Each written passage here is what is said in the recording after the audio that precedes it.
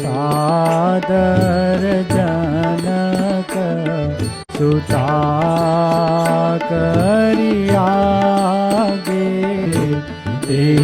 बीज चलऊ सकल भय त्यागे। बहुत सुंदर। तो एक तो हमारी गर्दन झुकी हो, यहाँ पे कह रहे हैं गर्दन पर कुठार रख लो। कुठार का रखने का अर्थ यही है कि अर्थात कोई आपको मार रहा है ऐसे जैसे कुठार रखवाते हैं, तो गर्दन झुकी हो और दांतों के बीच में तृण रखा हो। तो जब हम किसी से, तो ये दांतों में तृण, दांत में ऐसा तृण रखे हैं, किसी के सम्मुख आप दिख गए तो यही इसका अर्थ है कि आप उसके प्रति जो भी किए हैं आप उससे क्षमा चाहते हैं। तो अंगद जी ने वही बताया कि अपने दांतों में एक तृण रख लो और गर्दन को झुका लो जैसे कि कोई कुठार तुम पर मारने वाला हो। अपने परिवार को अपने साथ ले लो और माता जानकी जी को आगे कर लो, क्योंकि जब उनको आगे करके चलोगे, एक तो पूजनी है आगे चलेंगी, दूसरे भगवान जब उनको देखेंगे और तुम आ रहे हो, क्योंकि पीछे रख के आओगे तो हो सकता है भगवान सोचेंगे युद्ध के लिए आ रहे हो, लेकिन आगे अर्थात भगवान को आप समर्पित करने के लिए आ रहे हो। तो इसमें बहुत से भाव हैं, लेकिन हम अर्थ इतना ही समझें, भगवान के पास जाने की, संतों के पास जाने की यही मर्यादा है। अभिमान को लेकर न जाएं। अभिमान को लेकर यदि आप कभी संत के पास जाते हैं तो आपके जीवन में लाभ तो नहीं होगा, हाँ हानि अवश्य होगी, हानि अवश्य, बड़ी हानि होगी। क्यों? क्योंकि अपराध से आपका वैसे ही सब कुछ नाश होने लगेगा और आपके भीतर एक ऐसा भाव जग जाएगा कि हम तो, और आप कहीं भी जाएंगे संतों के प्रति आपकी भावना वही रहेगी, क्योंकि पुष्ट होती रहेगी जन्म जन्मांतर तक, क्योंकि आपकी भावना पुष्ट हो जाएगी। तो आप संतों की बात को कभी सुनेंगे नहीं। अभिमानी व्यक्ति कभी किसी की बात को सुनता नहीं है। जो निरभिमानी होता है वही किसी की बात को सुनता है, और संतों की बात यदि न सुने तो हानि थोड़ी है, अधिक है, बड़ी हानि, बहुत हानि। इस प्रकार बोले। तब उसने कहा कि अरे मूर्ख, तो बड़ी बड़ी बातें कर रहे हैं, अंगद और रावण के सम्मान में बार बार रे रे आएगा। वो कहेगा रे कपी और ये कहेंगे रे सठ। तो इस प्रकार रे रे ही चलेगी। तो उन्होंने कहा कि शायद तू मेरे बारे में जानता नहीं है, मैं सुरारी हूं। तो कह रहा है कि तेरे पिताजी मेरे मित्र थे, अपने पिताजी का नाम तो बता कि मेरे कैसे मित्र थे। बहुत से लोग आके मैं तो राजा हूं अपनी मित्रता की बात करते हैं, मेरे पिताजी। तब उन्होंने कहा कि अंगद नाम है मेरा, मैं बाली का बेटा हूं। कभी तुमसे भेंट हुई थी क्या उनकी? ऐसे उन्होंने प्रश्न पूछा। क्योंकि रावण, आप सब जानते हैं कथा कि बाली की किस प्रकार अंगद रावण के साथ युद्ध हुआ था, और रावण को उन्होंने अपने वश में अधीन करके रखा था महीनों तक। सहस्रार्जुन जो थे उन्होंने भी रावण को बांध रखा थे। 3 जनों ने रावण को पराजित किया था। बाली एक बंदर होकर के, दूसरे जो अवंतिका के राजा सहस्रवीर अर्जुन थे, सहस्रार्जुन जिनको कहते हैं, उन्होंने भी रावण को बंदी बना रखा था। और बलि महाराज ने भी रावण को बंदी बना रखा था, जहां जाकर के फिर विश्रवा मुनि उन्हें छुड़ा कर लाते हैं रावण को। तो कहते हैं कि बाली का मैं पुत्र हूं, आप जानते होंगे ऐसा। तो अंगद ने, जैसे अभिमानी व्यक्ति कहता है, अरे अच्छा हाँ बाली एक बंदर था, वो उसकी क्या, मैं जानता हूं। कि रहा बाली बानर में जाना, अंगद बचन सुनत सकुचाना। संकोच में आ गया कि सभा में लोग सुनेंगे, अब आगे क्या कहेगा। इससे अच्छा हाँ वो मैं जानता हूं। अरे तूने तो मेरे बाली के कुल को नष्ट कर दिया, तू ही उसका पुत्र है, तेरे जैसा पुत्र हुआ इसीलिए उसका सर्वनाश हुआ। कि जिसके पिता को कोई मारा हो, तुम आकर के उनका दूत बनकर के अभिमान के साथ कह रहा है। तुझे तो लज्जित होना चाहिए, तुझे तो मेरे पास आकर के कहना चाहिए कि मेरी रक्षा कीजिए, सहायता कीजिए। मेरे पिता का जिन्होंने मुझे दूत बनाकर भेजे, इसलिए आप मेरे हो जाइए और चलिए युद्ध कीजिए। तू कैसी बातें कर रहा है। तो चलो ठीक है, वो कहाँ गया, बाली कहाँ है इस समय। तब क्योंकि उसको पता तो है, क्योंकि रावण की गुप्तचर ऐसे नहीं थे कि बाली का मृत्यु हो, वध हो गया, उसको पता नहीं है, और यहीं बहुत दूर नहीं हुआ है। त्रिभुवन में चीजें होती थी उसको पता चलता था। ये तो किष्किंधा क्षेत्र में ही हुआ है, प्रवर्षण पर्वत के पास में। ये तो यहाँ आते जाते उसके सब पोस्ट थी रावण के, और उसके सब क्षेत्र थे ही, तो पता तो है ही। लेकिन कह रहा अच्छा ठीक है, बाली का कुशल कैसे है, ठीक ठाक सब चल रहा है? तो अंगद जी ने कहा यदि उनका हालचाल पूछना है तो चिंता मत कीजिए, बस 10 दिन का समय है, उनके पास ही आप पहुंचा दिए जाओगे, फिर उन्हीं से मिलना और उन्हीं से हालचाल अपना करना, नहीं तब वही तुम्हें बताएंगे कि वो जिसका मैं दूत बन के आया हूं वो कैसे है।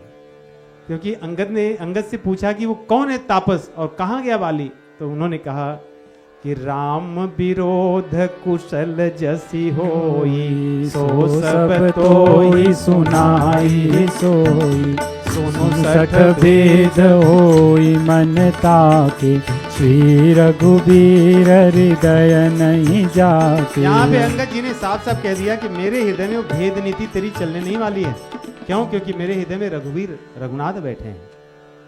जहां पे भगवान श्री रामचंद्र जी नहीं होंगे वहां तो भेद कर सकता है, क्योंकि जहां राम तह काम नहीं, जहां पे कामनाएं होंगी वहीं भेद चलता है। जहां कामनाएं नहीं होंगी वहां कौन सा भेद? भेद अर्थात कुछ वस्तु दिखाकर प्रलोभन देना। आप किसको ललचा सकते हो? तो उन्होंने कह दिया इसलिए इस ओर में प्रयास न करो। और तुम्हें लग रहा है, रावण को कहा कि मैं कुल घालक हूं, हाँ मैं समझ गया तुम अपने कुल पालक हो, लेकिन मैं देखता हूं कुछ दिनों में ही तुम अपने सभी लोगों का नाश करा दोगे। क्योंकि रावण ने कहा कि अंगद तूने, तेरे जैसे पुत्र के कारण ही तेरे पिता वध हुआ। तो अंगद ने कहा कि हाँ मैं कुल घालक हूं और तुम कुल पालक हो, तो तुम्हारे कारण लंका के जितने राक्षस हैं ये सब कुछ दिन में मार दिए जाएंगे। ये तुम्हें नहीं दिख रहा है और बहुत से लोग तुम्हें समझा रहे हैं, तुम्हें सुनाई नहीं दे रहा है। तुम्हारे पास 20 आंखें हैं और 20 श्रवण है, कान है। हनुमान जी तो कितने शालीनता से और एकदम बड़े विनम्र भाव से सब कुछ कह करके आए थे, नहीं? कि मैं तुम्हारे हित की बात करता हूं, कि राम विमुख मत रहो इत्यादि सब कहे थे। लेकिन ये ऐसे हैं। रावण ने कहा कि तेरी बात को मैं सब जानता हूं, नीति धर्म को मैं अच्छे से जानता हूं, इसलिए मुझे तू सिखा मत। अंगद ने कहा कि हाँ मैंने तुम्हारे नीति को भी देख लिया, तुम्हारे धर्म को भी देख लिया जब से आया हूं। अब अंगद कहने लगे कि तेरी नीति यही है कि चोरी करना, तेरा धर्म भी यही चोरी करना, इसलिए तूने भगवान श्री रामचंद्र जी की भार्या माता जानकी जी को चोरी करके लाई। ये तेरा नीति धर्म है। तेरे नीति को मैंने ये भी देखा कि पवन सुत हनुमान जी महाराज आए थे दूत बनकर, तो तूने उनको सारी ये अन्य तो छिप कर आया नहीं और उनको पकड़वा दिया। मैंने अपने नेत्रों से देखा कि तू दूतों को कैसे मारने की आज्ञा देकर भी भेजा है, कुबेर के दूतों को कैसे मारने की आज्ञा देकर भी भेजा है कुबेर के दूतों को। इसलिए तेरी नीति को मैं समझता हूँ, तेरे धर्म को भी समझता हूँ। तेरी बहन का जिन्होंने नाक और काने काट लिए, तूने उनको क्षमा कर दिया है, क्योंकि नाक कान काटे इतने दिन हो गए, तो तू इतना धर्मशील है कि तू क्षमा भी तेरे भीतर बहुत है, इसलिए रामचंद्र जी को और लक्ष्मण जी को तूने क्षमा कर दिया। और तेरे दर्शन को पा करके आज मैं धन्य धन्य हो गया हूं। इस प्रकार उन्होंने कहा कि धर्मशीलता तव जग जागी, पावा दरस हम बड़ भागी। ये मेरा सौभाग्य था कि आज मैंने तेरे दर्शन किए, ऐसे धर्मशील और नीतिवान व्यक्ति के सम्मुख में खड़ा हूं। जब इस प्रकार कहे तब उन्होंने कहा कि जल्प मत, अर्थात तू प्रजल्प मत कर, शांत हो जा, तू पागल हो गया, तू मेरे बारे में नहीं जानता। लोकपाल आदि से जाकर पूछना कि रावण के यहाँ आगे और वर्णन करेगा अपने बल का। कहते हैं देवताओं से जाकर मेरे बारे में पूछ, भगवान शिव जी से पूछ, कैलाश को उठा के मैं खेलता हूँ गेंद की तरह। शिव जी भी डगमगाते रहते हैं। ऐसा किसी को शिष्य मिल जाए या ऐसा किसी को भक्त मिल जाए तो उसको पूजा करना हो तो शिव जी को उठा ले, प्रणाम करना हो तो कैलाश को उठा के प्रणाम करके। नहीं, लोग करते नहीं सर, लोग करते नहीं सर। ऐसे कुछ मूर्ति है तो उसको उठा के, हल्की तो उठा के सिर पे रख देते हैं। कई लोग रामायण आदि को भी प्रणाम करना होता तो उठा के प्रणाम करके रख देते हैं, झुकते नहीं है।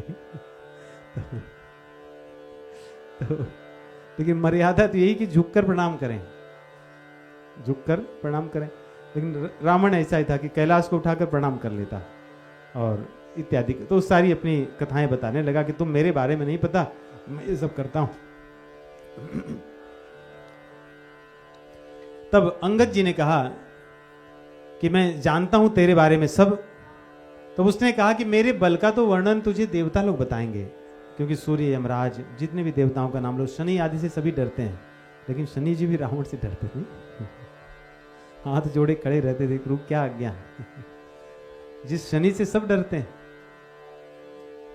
इसलिए हनुमान जी की उपासना करो, राम नाम जपो, क्योंकि हनुमान जी ने ही शनि जी को बचाया था। शनि जी रावण से डरते थे, उससे सब मंगल होगा। इस मार्ग में चले, इसलिए बहुत ही अंगूठी याद पहनने की भी अच्छी नहीं होगी। कई बार हम कहते हैं वैष्णवों का आभूषण ये सब नहीं, नहीं? बहुत से स्वर्ण आदि के और ये सब चीजें वैष्णव के आभूषण नहीं है।